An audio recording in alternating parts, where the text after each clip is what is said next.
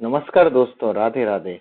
दोस्तों, आज हम बात करने वाले हैं मॉडर्न हिस्ट्री का नेक्स्ट फेज, जिसमें हम दो ऐसी यूरोपियन कंपनीज के बारे में जानेंगे जो भारत में आए हुए थे, जिनमें सबसे पहले थे डेन्स और दूसरे थे फ्रेंच। तो दोस्तों, मैं अमित सोनी आज आपसे डिस्कस करने वाला हूं एडवेंट ऑफ डेनिस और डेन्स और फ्रेंच इन इंडिया। यह दो वो कंपनीज हैं जो भारत में अराइवल होता है आफ्टर पोर्तुगीज, डच, ब्रिटिश के बाद। यदि दो और कोई सी कंपनीज आती हैं तो वो आते हैं डेनिस और फ्रेंच। तो देखो, सबसे पहले हम बात करते हैं कहाँ से शुरुआत हुई। तो ये सिलसिला डेनिस का आने का, आखिर ये डेनिस थे कौन, तो याद रखना Danes belongs to the Denmark. कहाँ से थे दोस्तों ये लोग? Danes belongs to the Denmark. ये डेनमार्क के निवासी होते थे। तो डेनिस भारत में अराइवल होता है कब? 1616 में, है ना। तो सबसे पहले कौन आए? इन 1498 पोर्तुगीज अराइव्ड इन इंडिया, है ना। तो सबसे पहले पोर्तुगीज 1498 में आए थे। फिर उसके बाद 1600 में, ओके, पर्टिकुलरली हम देखते हैं 1596 1600 से किसी का अराइवल हो चुका था। तो ये दो फेज में किसी का अराइवल हो चुका था। तो वो कौन थे दोस्तों? याद रखना, दूसरे नंबर पर आने वाले डच थे। तो 1596, 1600 और 1602 में उनकी कंपनी बनी। 1600 में 31 दिसंबर 1600 में कंपनी बनी थी कोई सी, तो ये बनती है ब्रिटिश ईस्ट इंडिया कंपनी की। लेकिन ये लोग आए थे कब? 1608 में। ये सब हमने लास्ट क्लास में पढ़ा हुआ है। अब देखो, फोर्थ भारत में अराइवल किसी का हुआ तो ये होता है डेनिस का। तो देखो, डेनिस कहाँ से आए थे? तो डेनमार्क से आए थे। ये हमारे लिए इंपॉर्टेंट पहला। तो in 1616 Danes arrived in India and there first factory was open at the Tranquebar. कहाँ पर ओपन होती है दोस्तों? तो इनकी फैक्ट्री ओपन होती है कहाँ पर? ट्रंकोवार करके जगह, ये साउथ में तंजौर में ओपन हुई। ठीक है। तो डेनिस की पहली फैक्ट्री, इनका अराइवल 1616 में हुआ और ट्रंकोवार में इनकी फैक्ट्री ओपन होती है कहाँ पर? साउथ के तंजौर में। फिर उसके बाद इन्होंने कंसंट्रेशन कहीं पर किया, तो they started concentration over the areas of the Bengal reason.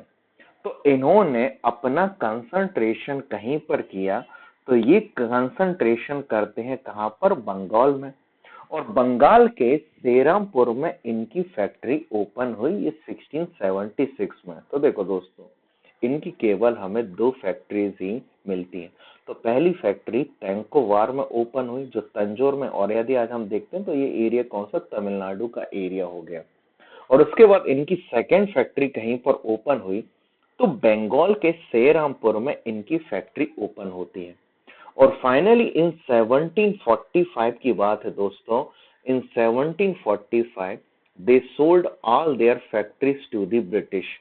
इन्होंने अपनी पूरी फैक्ट्रीज किसी को बेच दी और ब्रिटिश को बेच दी। और finally they moved away from India, ये भारत से चले गए। अब दोस्तों, थोड़ा सा अपन डिस्कस करते एक बात। जैसे आप लोगों ने देखा होगा कि केबीसी में एक ऐसे शख्सियत आए थे जिनका नाम था सुशील कुमार, और जिनसे 5 करोड़ का यही क्वेश्चन पूछा था, जिन्होंने ये आंसर दिया था कि ऐसी कौन सी यूरोपियन कंपनी जो भारत से आई थी और फाइनली अपना सब कुछ बेच करके चली गई थी, तो वो कोई नहीं, डेनिस थे। यही क्वेश्चन केबीसी में 5 करोड़ का भी आ चुका है। फिर उसके बाद नेक्स्ट कंपनी जो भारत में आई, तो ये सबसे लास्ट में आते हैं। तो देखो दोस्तों, पहले आए पोर्तुगीज, है ना। तो कौन आते हैं? पोर्तुगीज आए। पोर्तुगीज के बाद यदि किसी का भारत में अराइवल होता है तो दोस्तों याद रखना डच आते हैं। डच के बाद तीसरे नंबर पर आए तो इंग्लिश या ब्रिटिश आते हैं। चौथे नंबर पर कोई आए, डेनिस आए या डेन आए। और फिफ्थ नंबर पर किसी का अराइवल होता है तो फ्रेंच का। याद रखना, यही है 5 कंपनी, ओके, जो ओके पर्टिकुलरली अपन के रिस्पेक्ट में, कंट्रीज के रिस्पेक्ट में देखें, जो भारत में आए और जिन्होंने भारत से ट्रेड रिलेशंस एस्टैब्लिश किए। फ्रेंच लास्ट थे और ये लास्ट यूरोपियन कंपनी है जो भारत में आई। अब देखो क्या होता है, यहाँ पर एक फैमिली थी जिनका नाम था बोरबोन फैमिली करके। बोरबोन फैमिली या कई जगह बर्बन बोलते हैं, उस फैमिली का रूल हुआ करता था।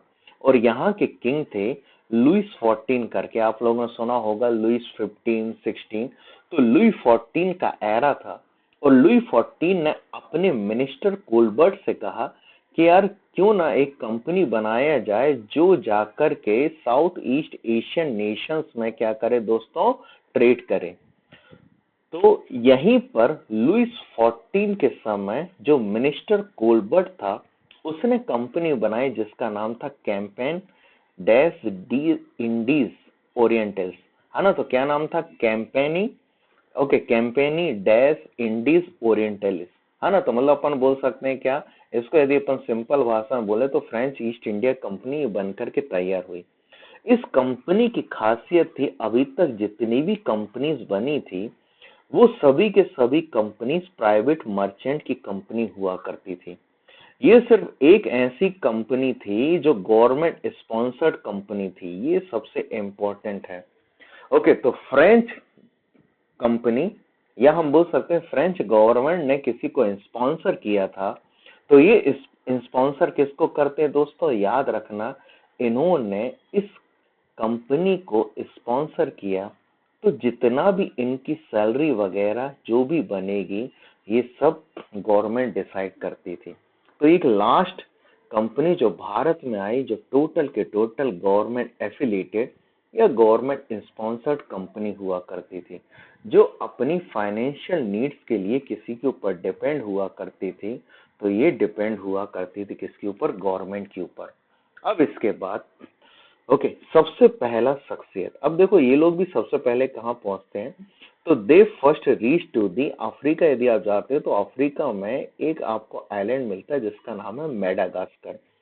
तो मेडागास्कर जो जाना जाता है किसी के लिए तो क्लूब्स वगैरह के लिए फेमस है, लॉन्ग, है ना। तो ओके, तो क्या होगा, ये सबसे पहले कहाँ गए, मेडागास्कर में गए और मेडागास्कर में ट्रेड रिलेशन एस्टैब्लिश करने की कोशिश करी, but they were unsuccessful to establish the trade relations over the Madagascar region। इसलिए अब यहाँ पर यह कंपनी बनती है कब, ओके करीब ये बनी 1664 में और इनका अराइवल होता है 1668 में और 1668 में ही इनकी फैक्ट्री कहीं ओपन हुई, तो दोस्तों सूरत में ओपन होती है। तो याद रखना, फ्रेंच की सबसे पहली फैक्ट्री कहीं पर ओपन हुई तो ये ओपन होती है कहाँ पर, सूरत में। तो सूरत वो जगह है क्योंकि उस समय और आज भी आप देखोगे सूरत सबसे बड़ा क्या हुआ करता था दोस्तों, ट्रेडिंग सेंटर था। ओके, तो आज भी ट्रेडिंग सेंटर है, उस समय भी था। तो सूरत में इनकी सबसे पहली फैक्ट्री ओपन हुई 1668 में। तो ये कंपनी बनी है कब, 1664 में, जिसका नाम था कंपनी या अपन कैंपेन डैश ओरिएंटल्स बोले, है ना, ठीक है। और इनकी पहली फैक्ट्री 1668 में सूरत में ओपन हुई। सेकंड फैक्ट्री इन्होंने कहीं पर, तो वहीं हमने देखा कि हर कोई कहीं पर अपनी फैक्ट्री खोल रहे थे। तो आंध्र प्रदेश का वो मेजर पोर्ट जिसका नाम था मछलीपट्टनम में इन्होंने अपनी सेकंड फैक्ट्री ओपन करी।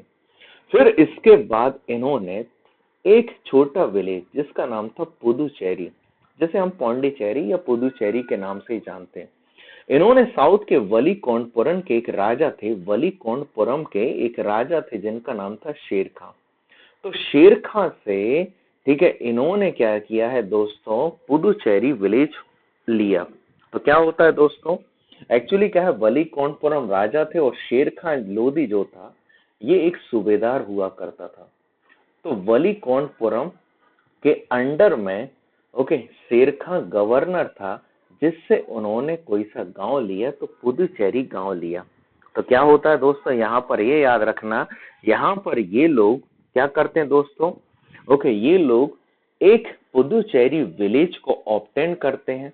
ये किससे लेते हैं, वलीकोंडपुरम के राजा, और गवर्नर यदि कोई था तो शेर खां लोधी था, जिससे इन्होंने ये गांव लिया।